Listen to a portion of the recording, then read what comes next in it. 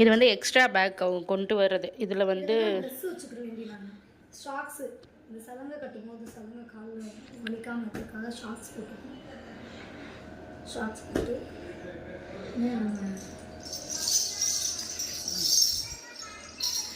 இந்த சத்தம் வந்து எப்படின்னா, இந்த சத்தம் கேட்டால் காற்று கருப்பு கூட இந்த சத்தம் கேட்டால் காற்று கருப்பு கூட நம்மளை அண்டாது அப்படின்னு சொல்லுவாங்க. ஒரு பொண்ணு பூ வச்சுட்டு போனால் பேய் பிடிச்சிடும், பவுடர் சும்மா ஒரு நார்மலாக கிராமத்துலலாம் சொல்லுவாங்கல்ல, என்னடி இப்படி பூ வச்சுட்டு போகிற பேய் பிடிச்சிரும் அப்படி இப்படின்னு.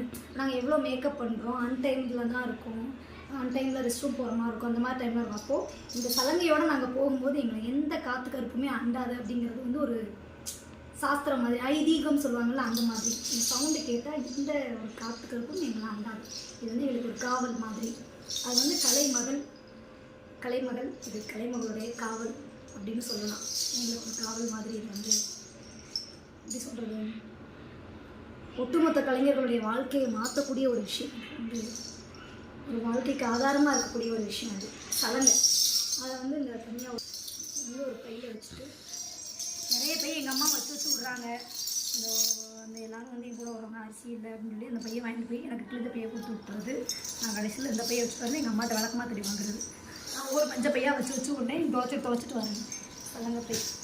அதுக்கு வந்து நம்மளுடைய ப்ளவுஸ் இதெல்லாம் எங்கள் அம்மாவே ஸ்டிச் பண்ணுவாங்க. இதெல்லாம் எங்கள் அம்மாவே தைப்பாங்க. இதான் வச்சு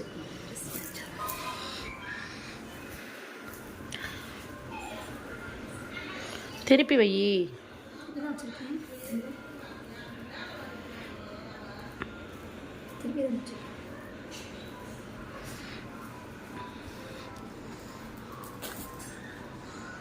அடுத்து வந்து இந்த ஸ்கெட்டு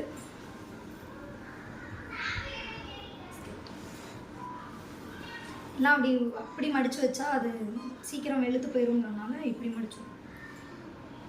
இதெல்லாம் காட்டிடாது, கட் பண்ணிடுது. இதெல்லாம் தெரிஞ்சிச்சா? நோ, ஏன்டி பேசுகிற? இதெல்லாம் இதில் வச்சுக்கிறேன். ஸ்கெட்டு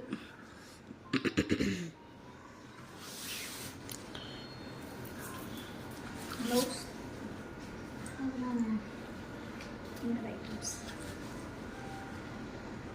அவ்வளோதான். இதில் அவ்வளோதான். அப்புறம் ஒரு ஏதாவது ஃபேஸ் துடைச்சிக்கிறதுக்கு ஒரு டவல் வச்சுப்பேன், ஒரு ஸ்கெட் வச்சுக்குவேன். அப்புறம் நைட் ட்ரெஸ் ஏதாவது ரிட்டர்ன் வரும்போது போட்டு வர மாதிரி இருந்துச்சுன்னா அந்த மாதிரி ட்ரெஸ் இதில் வச்சுப்பேன். அவ்வளோ. அடுத்து எதுவும் கமெண்ட்ஸ் படிச்சிருவோமே.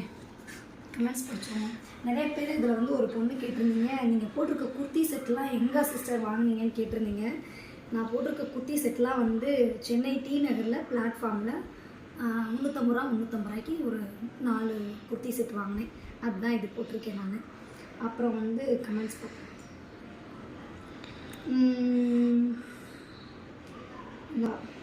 நீங்கள் அந்த பொண்ணு பேர் சரண்யா மீனா.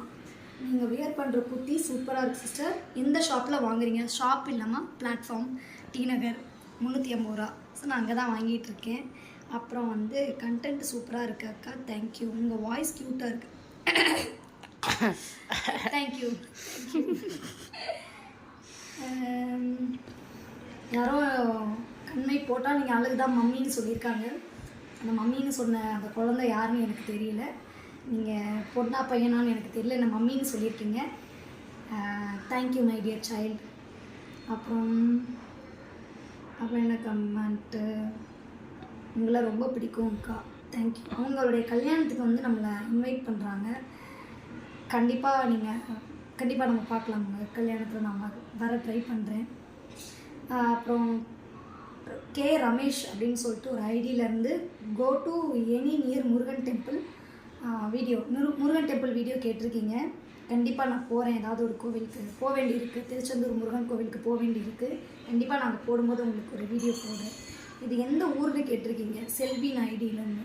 இது வந்து ஒரு மேக்கப் சரவணா ஸ்டோரில் இருந்து மதுரை. அப்புறம் வந்து அக்கா நீங்கள் மேக்கப் போடாமல் ஒரு வீடியோ யூடியூப்பில் அப்லோட் பண்ணுங்கள் அக்கா. மேக்கப் போடாமல் நிறைய வீடியோ பாருங்கள். நான் நிறைய சமையல் வீடியோஸ்லாம் நான் மேக்கப் இல்லாமல் சும்மா நைட்டியோட கொட்டை போட்டு தான் போட்டிருப்பேன்.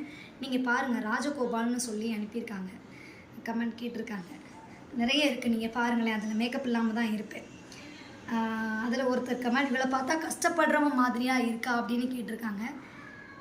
மன்னிக்கணும், நான் கஷ்டப்படுறேன்னு உங்ககிட்ட இது வரைக்கும் நான் சொல்லவே இல்லை. கஷ்டங்கிறது மன கஷ்டம் வேறு, பண கஷ்டம் வேறு.